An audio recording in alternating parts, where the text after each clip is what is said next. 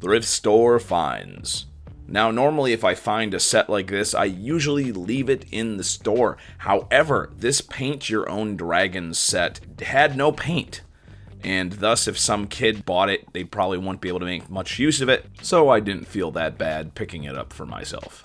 Surprisingly, this material is very similar to the modern Reaper Bones PVC recycled material.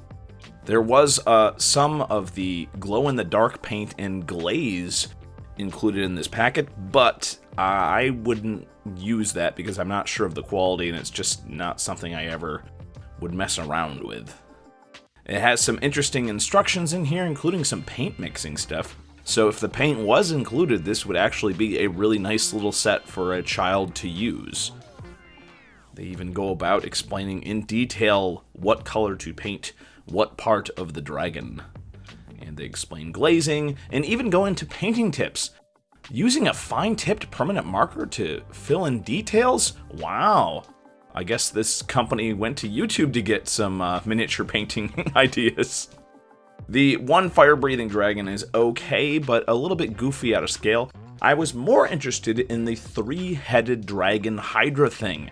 That was kind of an old-school, goofy-looking miniature, but still relatively in scale. It seems to have painted up quite nicely. It's a basic paint job. I didn't fill in any of the cracks, so you can kind of tell where the parts meet.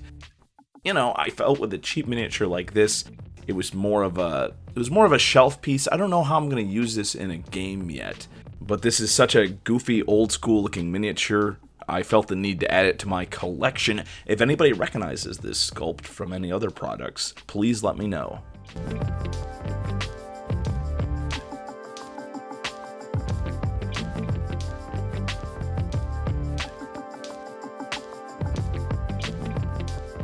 Ah yes, and now a real blast from the past. A miniature which very well might be from the 1970s. The original Boulet, or Bullet, as we call it nowadays. Apparently Gary Gygax found this bag of old toys, and that ended up being the inspiration for the Rust Monster and a bunch of other D&D monsters. Tim Cast, who was a playtester for D&D back in the 1970s, apparently picked out this toy and decided to make it into the Boulet or Bullet because it kind of looked like a bullet in shape. Gary Gygax just basically let him take it home and decide what this monster could do. There's an interesting article, which I will link below, talking about these Hong Kong toys and how they ended up becoming the iconic D&D monsters that we still use today.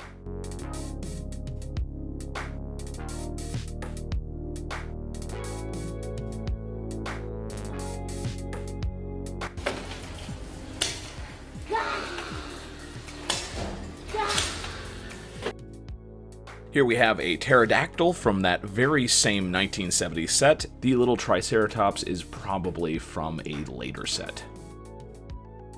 And here's an interesting fact. They were still making the Bullet toy in the year 2007. Every once in a while you can still find this toy in pharmacies or dollar stores. I also found some Skylander bases, but unlike most of the ones that you find, these are the 3DS ones, which light up without having to be plugged into the game. Now there's many crafting possibilities for these LEDs. They could be portals, they could be some sort of puzzle. There's a lot of possibilities here. So the issue with the Xbox and PlayStation 3 versions of these is that you have to plug them in with the game running for them to work. The only drawback is that all the Skylander figures that I got for 50 cents when Toys R Us went out of business, none of them light up on this base.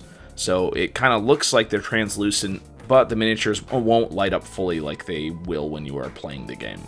And then finally, I found this Wardlings set for a very cheap, reduced price at a comic book store.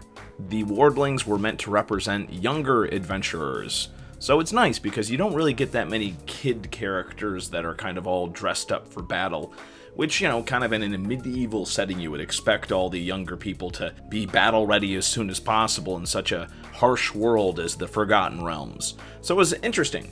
I like the fact that this comes with a little badger guy who's a little bit more smaller than most Badger miniatures that you would find. He's clearly just a regular Badger, not a dire Badger. And the paint job on the Rogue is okay. I like the fact that they do the printed eyes there. Overall, a nice, useful miniature. So there you have it, folks, the latest batch of inexpensive miniatures that I've found in the local shops. If you have found anything interesting in your local area, please let me know in the comments below.